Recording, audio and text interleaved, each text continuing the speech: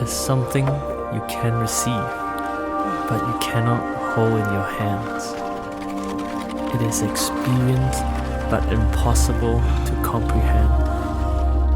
What turns all your sorrows into joy that never ends? In all circumstances, feeling content like a man with $1 billion plan.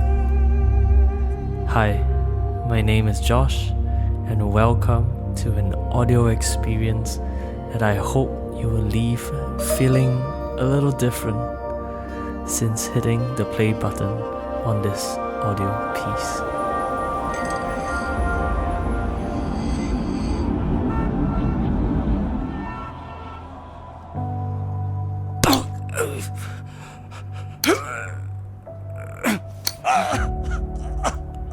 Can you hear that?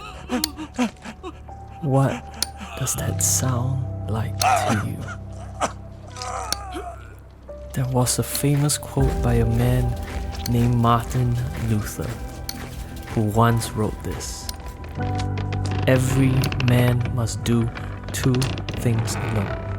He must do his own believing and his own dying."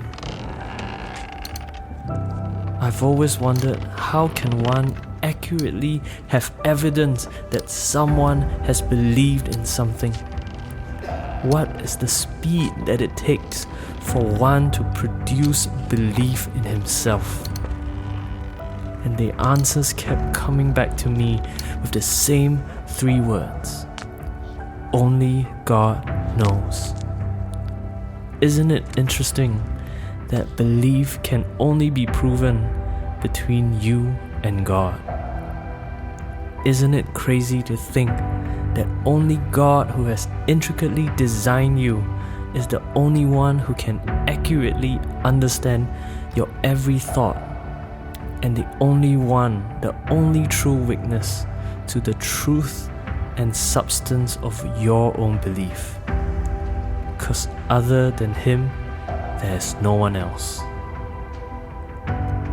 Right now, if you are still with me and you have your eyes still closed, we are at the top of a hill, of which some people have come to call it Golgotha, or in translation, the place of skull. Listen to the sounds of this place. What do you hear?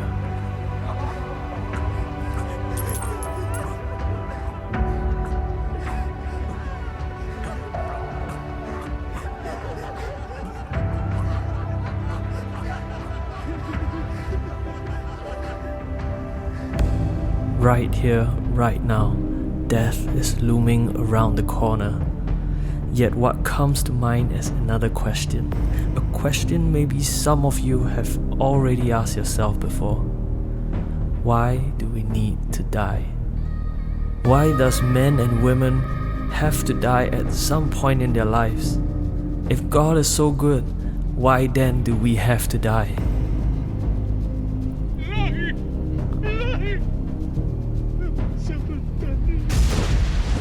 Truth is, no matter how good or how great we think we are, it is impossible for us to try and save ourselves from the looming darkness of death. Death in the Bible is known as the wages of sin, a payment for sin, and in us we know that all sin leads us to pain, and pain drains out the life in us.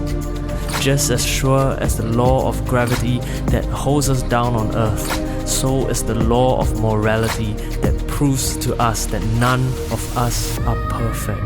None of us are good enough to escape death.